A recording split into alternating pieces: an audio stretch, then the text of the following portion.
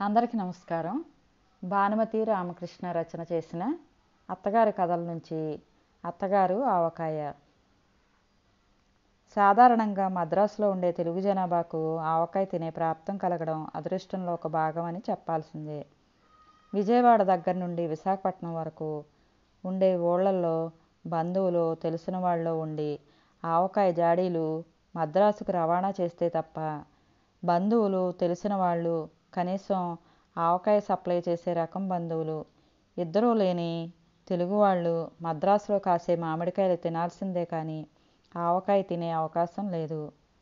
ఆవకాయ పెట్టడం తెలిసిన బామ్మగారులు ఉండే కుటుంబాలకు బాధే లేదు.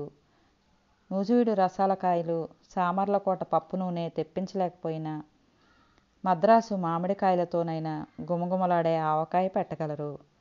ఇటొచ్చి తినటం తెలిసి ఆవకాయ పెట్టడం తెలియని మాబోటి వాండ్లకే అవస్థ.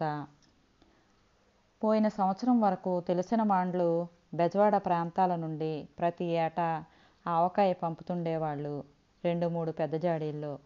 ఈ సంవత్సరం వారింట్లో 2-3 పెండిండ్లు జరగడం వల్ల మాకు ఆవకాయ పంపే వ్యవధి వారికి లేకుండా పోయింది. ఇన్నాళ్ళు ఆవకాయను గురించి ఆలోచించని నాకు ఇంట్లో ఆవకాయ లేదు, ఈ సంవత్సరం రాదు అని తెలియగానే గుండె గతుక్కుమంది. కొన్ని వస్తువులు ఉన్నప్పటికంటే లేనప్పుడు ఎక్కువ అగ్రస్థానం వహిస్తాయి మనుషుల మనసుల్లో.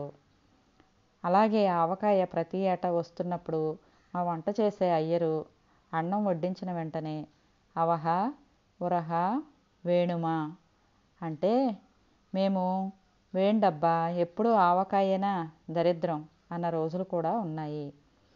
ఆవకాయ ఉన్నప్పుడు మా వంటయ్యరు పచ్చళ్ళు చేయటానికి బద్దకించేవాడు. ఈ సంవత్సరం ఆవకాయ లేకపోయేసరికి మా వంటయ్యరు చేసే వంటలోని లోపాలన్నీ ఒక్కొక్కటే బయటపడడం మొదలెట్టాయి. ఈ సంవత్సరం వంటయ్యరు ఏం చేస్తే అది తిని నోరు మూసుకొని ఊరుకోవాలి గాబోలునని అనుకున్నప్పుడంతా ఆవకాయ కోసం నోరూరడం మొదలెట్టింది.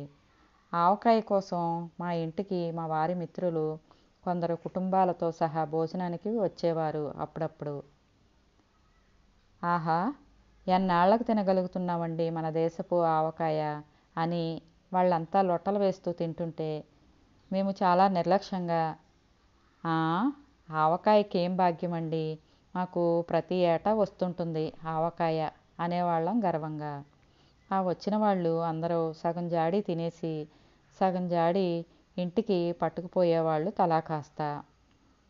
అయినా అంత ఆవకాయ పట్టుకెళ్ళిపోయారే, ఈ సంవత్సరం మన ఇంటికి చాలుతుందో లేదో అని నేను అనుకుంటుంటే అబ్బా చాలకపోతే పోనిస్తూ ఎంతని తింటాం ఆవకాయ, నాకు వద్దనే వద్దు, నీకు కావాలంటే మిగిలిన ఆవకాయ దాచిపెట్టి తింటుండు అన్నారు మా వారు ఎగతాళిగా.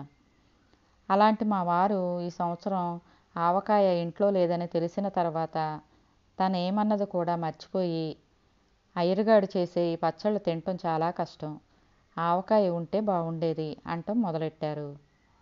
మా అత్తగారు మడిలో ఉంచిన నిమ్మకాయ ఊరగాయ తప్ప ఇంట్లో వేరే ఏ ఊరగాయ లేదు. మా అత్తగారు కారం లేని నిమ్మకాయ ఊరగాయ తింటుంది, మాకు సహించదు. అదే ఆమె మడితో ఒక మూల దాచిన బూజు పట్టిన నిమ్మకాయ జాడిని ఎవరో ముట్టుకోకపోవడానికి కారణం. మా వారు ఒకరోజు మధ్యాహ్నం భోంచేస్తుండగా కొడుకు ఆవకాయ లేదని పలవరిస్తున్నాడే అని ఎంతో ప్రేమగా మడి నిమ్మకాయ ఊరగాయ తెచ్చి కొడుకు కంచంలో వడ్డించారు మా అత్తగారు. కొడుకు ఆ నిమ్మకాయ ఊరగాయను ముట్టుకోకపోగా కంచంలోంచి తీసి కింద పడేశారు. మా అత్తగారు చూడలేదు కానీ చూస్తే చాలా నొచ్చుకునేదే పాపం. తర్వాత నన్ను అడిగింది, అబ్బాయి ఊరగాయ ఎట్లా ఉందన్నాడు అని.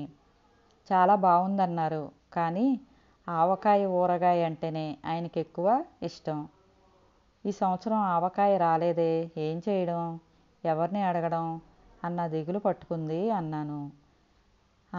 నీదంతా చోద్యమే మరీను, ఎవరినో ఎందుకు అడగడం, ఆవకాయ పెట్టడం ఏం బ్రహ్మ విద్య గనకనా తెలియక అడుగుతా.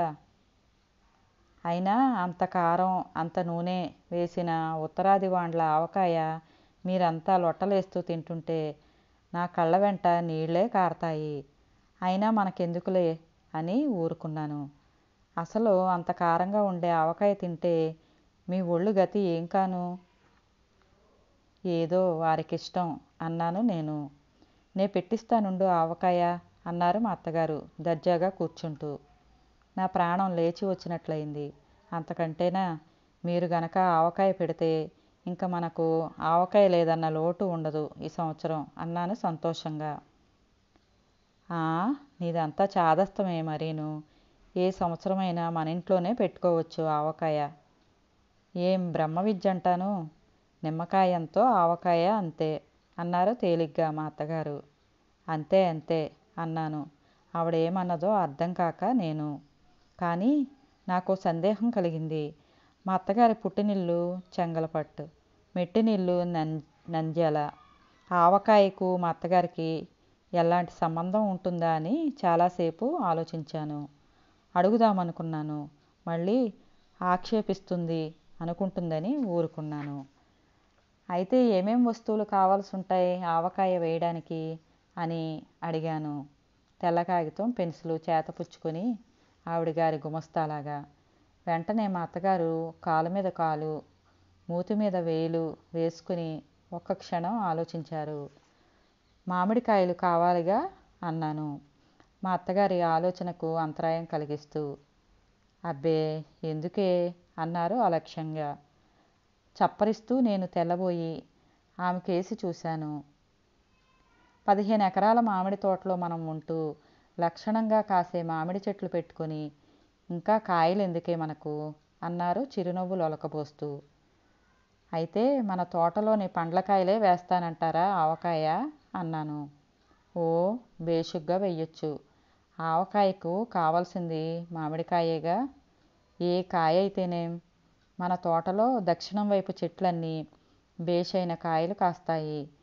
పడమటి వైపు చెట్లు ఎంత కండగల కాయలనుకున్నాం. పోయిన సంవత్సరం తోటంతా విరగ కాశాయి కాయలు. మరి 400 ఎక్కువ చెప్పి కౌలుకివ్వవే అంటే విన్నావు కాదు. వాడికి ఎంత లాభం వచ్చిందో తెలుసా? మన తోటవాడు చెప్పాడు. ఈ సంవత్సరం అంతే. వాడికి ఇంకా లాభం వస్తుంది.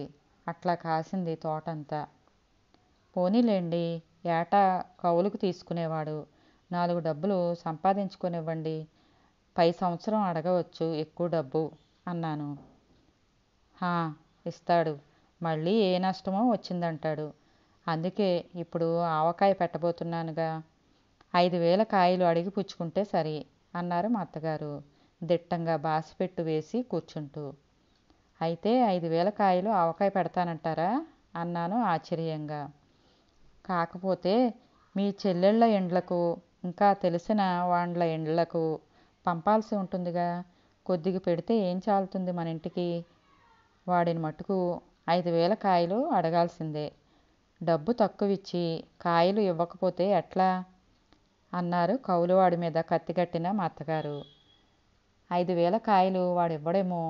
మామూలుగా వాడివ్వాల్సిన కాయలు 1000. నేను 500 కాయలు చాలన్నాను. ఎటు తిరిగి మనకు ఎవరో ఒకరు తెలిసిన వాళ్ళు రసాలు, బంగినపల్లి పండ్లు పంపుతూనే ఉంటారు కదా. ఇంకా మన తోటలోని పండ్లన్నీ ఎవరు తింటారనే ఉద్దేశంతో తగ్గించి ఇమ్మన్నాను. మళ్ళీ ఇప్పుడు అన్ని కాయలు కావాలంటే ఏం బాగుంటుంది అన్నాను. నీదంతా చోద్యమే. నీవు అడక్కపోతే నేను అడుగుతానుండు. అన్నట్లు వాడి పేరేమిటి? జటాయువా జానకిరామా? నాకు ఫక్కున నవ్వొచ్చింది. ముసలి వాళ్ళందరికీ జటాయువు అంటే ఎందుకో అంత అభిమానం అని. వాడి పేరు జటాయువు కాదు, జానకిరాము కాదు, దశరథుడు అన్నాను నవ్వాపుకుంటూ. ఏ అతిరథుడో ఎవడికి జ్ఞాపకం. వెంటనే వాడికి కబురు పంపి పిలిపించు. వాడి చేత 5,000 కాయలు కక్కిస్తాను. 15 ఎకరాల మామిడి తోట కౌలుకు తీసుకొని తక్కువ డబ్బిచ్చి దగా చేసేది కాకుండా మామూలుగా మనకిచ్చే మామిడికాయలు కూడా తక్కువిస్తే ఎట్లాగంట అన్నారు మా అత్తగారు పాయింట్ దొరికిన ఫ్లీడర్ గారికి మళ్ళీ. ఒక్క మామిడికాయతోనే ఆవకాయ కాదుగా, నూనె కావద్దు అన్నాను. ఎందుకు అన్నారు. ఎందుకేమిటి? ఆవకాయలో నూనె వెయ్యరు అన్నాను ఆశ్చర్యపోతూ. వేస్తారు సరేనే, నూనె కొనటం ఎందుకంట? మన తామ్రం చేలో పండిన నువ్వులు 8 బస్తాలు ఏమయ్యేట్టు? మన ఇంటికి సంవత్సరానికి 6 బస్తాల నువ్వుల నూనె చాలు. పై 2 బస్తాల నూనె వంటవాడు పొయ్యిలోనే పోస్తున్నాడు. ఆ నూనె మీరు ఆవకాయలో పోస్తానంటారు. అయితే 2 బస్తాల నువ్వుల నూనె 5,000 కాయలకు కావాలంటారు అన్నాను రాసుకోబోతూ. అబ్బే ఎందుకే, 1000కి సేరు నూనె, 5,000కు 5 సేర్ల నూనె ఎక్కువ అన్నారు మా అత్తగారు. పప్పు నూనె గదూ అన్నాను. ఏం పప్పు? కందిపప్పు. ఎందుకే నీదంతా చాదస్తం, ఇంట్లో ఉండే నూనె చాలు. మొన్న ఆడించిన 6 సేర్ల నూనె అలాగే ఉందిగా, అసలు నూనె ఎక్కువేస్తే మాకు సహించదు అన్నారు మా అత్తగారు. ఆవకాయ అజాపజా తెలియని నేను మా అత్తగారు చెప్పినవన్నీ భక్తితో లిస్టు రాసుకోవడం మొదలెట్టాను. మధ్య మధ్య తెలిసి తెలియని సందేహాలను ఒకవైపు నెడుతూ ఆవకాయ విషయంలో పూర్తిగా మా అత్తగారి మీద ఆధారపడదలుచుకున్నాను. మరి కారం అన్నాను. అది అంతే, మన చేలో పండిన మిరపకాయలు 5 బస్తాలు స్టోర్ రూమ్లో మూలుగుతున్నాయి. 1 బస్తా మాత్రం వాడుక్కు బయట ఉంచాను. అయితే మిగతా 4 బస్తాల మిరపకాయల కారం 5,000 కాయలకు వేస్తానంటారా అన్నాను ఆశ్చర్యంగా. ఇంకా నయం. అయ్యో పిచ్చి పిల్ల అంటూ మా అత్తగారు తన ఏనుగు దంతాల వంటి 2 కోరల బోసి నోటితోనూ విరగబడి నవ్వారు. మరి ఎంత కారం కావాలంటారు? కొట్టించాలిగా కారం అన్నాను. ఎందుకే నీదంతా సింగినాదం మరీను. కారం కొట్టించడం మా తాతల నాడే లేదు. ఇప్పుడు ఎందుకే, మిషనకు వేయిస్తే సరి. 1 వీసకాయలు చాలు. మాకసలు కారం సహించదన్నానుగా. మరి వీసకాయల కారం 5,000 మామిడికాయలకు చాలా అన్నాను ఉండబట్టలేక. చాలకేమొచ్చిందే, ఉత్తరాది వాళ్ళలాగా అంత కారం నే వేయనమ్మా. అంతగా చాలకపోతే తర్వాత కాస్త వేసుకోవచ్చులే. మొన్న నేను నిమ్మకాయకు అసలు కారమే వేయలేదు, చూసావుగా. అయినా నాలిక చుర్రుమంటూనే ఉంది అన్నారు మా అత్తగారు. మధ్యాహ్నం మా వారు పారేసిన నిమ్మకాయ అదే గదా అనుకుని మనసులోనే నవ్వుకున్నాను. అయితే మరి ఆవపిండో అన్నాను. అన్నీ నేనే అందిస్తూ వస్తున్నాను. ఆవాలు మాత్రం కొద్దిగా కొనాలి. మిగతా అన్నీ మనింట్లోనే ఉన్నాయి. ఉప్పు, పసుపు, మెంతి, గింతిని. ఆవపిండి మనకెంత సహిస్తే అంతే వేసుకోవచ్చు. 5,000 కాయలకు 1 సేరు ఆవపిండి చాలని నా అభిప్రాయం. ఎక్కువైతే వేడిమి చేస్తుంది. నన్ను అడిగితే ఉప్పెంతో కారం అంత, కారం ఎంతో ఆవపిండి అంత, అవన్నీ ఎంతో నూనె అంత, నిమ్మకాయ ఎంతో ఆవకాయ అంత అని ముగించారు అత్తగారు. ఆవిడ చెప్పినవన్నీ శ్రద్ధగా రాసుకున్నాను కాగితం మీద. అన్నట్లు ఆ కౌలువాడి పేరేమిటో మర్చిపోయాను. వాడిని పిలిపించు తక్షణం. వాడితో మాట్లాడో పోట్లాడో 5,000 కాయలు తీసుకున్నదాకా నిద్ర పట్టదు నాకు అంటూ లేచి గోల్కొండ వ్యాపారుల గోచి సరిచేసుకుంటూ వంటింటి వైపు వెళ్ళారు మా అత్తగారు. నేను అత్తగారి ఆజ్ఞానుసారం మామిడి తోట కౌలుకు తీసుకున్న దశరథుడికి కబురు పెట్టాను. దశరథుడు చేతులు కట్టుకుని వినయంగా వచ్చి మా అత్తగారి ముందు నిలబడ్డాడు. నేనుంటే మరీ ఏడ్చిపోతాడని పులి ముందు మేకపిల్లను వదిలిపెట్టినట్లు అత్తగారి ముందు దశరథుడిని వదిలి నేను వెళ్ళి వంటింటి ముందున్న వడ్ల బస్తాల మీద కూర్చున్నాను. మా అత్తగారు హైకోర్టులో వాదించే లాయర్లకు మళ్ళీ దశరథుడితో వాదిస్తుంది. వాడి కాలికేసి మెడకు వేసి చివరకు 5,000 కాయలు ఇవ్వకపోతే మామిడి తోట విడిచిపెట్టి పొమ్మన్నారామె.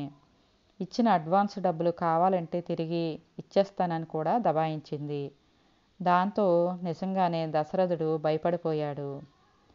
అయితే అమ్మగారు, 5,000 పండ్లయితే నేనిస్తాను అప్పుడప్పుడు, కాయలేం చేసుకుంటారు తల్లి అన్నాడు భయపడుతూనే దశరథుడు. ఆవకాయ వేస్తాన్రా. ఆవకాయ అయినా ఏం చేస్తామో నీతో చెబితేనే ఇస్తావా కాయలు అని గద్దించి అడిగారు మా అత్తగారు. అది కాదండి అమ్మగారు, 5,000 పండ్లు వేస్తారా, కాయలుగా కావాలా అని అడిగానండి. ఇప్పటికే బాగా ముదిరి పండబారిపోయాయి కాయలన్నీ అన్నాడు దశరథుడు. ఆ మాట విన్న నా గుండె గతుక్కుమంది. మా అత్తగారు పండావకాయ పెట్టబోతారేమోనని భయపడ్డాను. ముదిరి పండబారిన కాయలు పిల్లలు తింటారు, కానీ నువ్వు మాత్రం 5,000 కాయలకు ఒక్కటి తక్కువ ఇచ్చినా తీసుకోను, జాగ్రత్త అని మా అత్తగారు దశరథుడిని పంపించేశారు. మామూలు కంటే జోరుగా నడుస్తూ వచ్చారు మా అత్తగారు వంటింట్లోకి. ఏమన్నాడు అన్నాను ఏమీ విననట్లు. ఏమంటాడు, కుక్కిన పేనెల్లే దక్కిస్తూ ఇస్తాడు 5,000 కాయలును. లేకపోతే తోట విడిచి పొమ్మన్నాను. వచ్చే ఏడు డబ్బు కూడా ఇలాగే దబాయించి తీసుకోవాలి కానీ వాడెంతంటే అంతకు నిక్షేపం లాంటి మామిడి తోట వదులుతారటే అన్నారు సింహలగ్నంలో పుట్టిన మా అత్తగారు. నేను గుడ్లప్పచెప్పి ఆమెకేసి చూస్తూ ఉండిపోయాను. మర్నాడు తెల్లవారుజామున మా అత్తగారు హడావిడిగా ఇంటిల్లిపాదిని నిద్రలేపారు. వంట చేసే అయ్యరు పక్కింటి నుంచి 2 కత్తులు, ఎదురింటి నుంచి 2 కత్తిపీటలు తెచ్చాడు. ఇంట్లో మూల పారేసిన మొద్దు కత్తులు, తుప్పుపట్టిన కత్తిపీటలు తీసుకుని రణరంగానికి బయలుదేరినట్లు పనివాళ్ళు, నేను, మా అత్తగారు వంటింటి ముందు వసారాలో చేరాం. 5,000 కాయలు పెరటివైపు వరండాలో రాసిపోసి ఉన్నాయి. మా అత్తగారు ఆ రాశి చూస్తూనే, చాలా కాయలు వచ్చాయే, మనం 5,000గా అడిగింది, వెధవ భయపడి 10,000 కాయలు కక్కినట్లున్నాడే అన్నారు. వాడు ప్రస్తుతం కక్కింది 5,000 కాయలే అన్నాను నవ్వు ఆపుకుంటూ. మా అత్తగారి ముఖం వెలవెలా పోయింది. మొదటి రోజు 200 కాయలు, రెండవ రోజు 300 కాయలు తెగేసేసరికి 2 కత్తులు పిళ్ళు ఇరిగాయి. ఒక కత్తి పూర్తిగా 2 తునకలయింది. 2 కత్తిపీటలు వంగిపోయాయి. మిగతా 4,500 కాయలు పండ్లైపోయాయి. మూడో నాటికి మా అత్తగారి ముఖం నల్లబడిపోయింది. పోనీ ముందు 500 కాయలకు పిండి నూనె వెయ్యండి అన్నాను. అప్పటికే ఆవకాయకు నీళ్లు వదిలేసిన నేను ఉసూరుమంటూ. అంతే చెయ్యాలి, వెధవ పండవారిన కాయలిచ్చి దగా చేశాడు అన్నారు తప్పుకోవడానికి ప్రయత్నించే మా అత్తగారు. వాడేం దగా చేయలేదు, వాడు ముందే చెప్పాడు పండబారాయి కాయలన్నీ అని అన్నాను లోపల నుంచి వచ్చే కోపాన్నంతా మింగుతూ. అదేలే, అయితే ముందు ముక్కలకు కారం ఉప్పు పిండి పట్టిస్తాను ఏం అన్నారు మాట మారుస్తూ మా అత్తగారు. మీ ఇష్టం, అలాగే కానివ్వండి అన్నాను నేను నీరసంగా. 500 కాయల ముక్కలే ఒక పెద్ద గంగాళం నిండా ఉన్నాయి. ఇంటిలో ఉన్న చిన్న జాడీలు 4 తెచ్చి మా అత్తగారి ముందు పెట్టాను. పిండి నూనె కలపకుండానే ముక్కలన్నీ 4 జాడీలకు పట్టించడం మొదలెట్టారు. ఇంకా సగం ముక్కలు మిగిలిపోయాయి. 4 జాడీలు నిండిపోయాయి. మా అత్తగారు గుడ్లు తేలేశారు. నేను వెంటనే మరో 4 జాడీలు టౌన్ నుంచి తెప్పించి ఆవిడ ముందుంచాను. మిగతా ముక్కలన్నీ కొత్తగా వచ్చిన 4 జాడీలకు సరిపోయాయి. 500 కాయలకే 8 జాడీలైతే 5,000 కాయలకు ఎన్ని జాడీలు కావలసి వచ్చేదో తలుచుకొని హడలెత్తిపోయాను.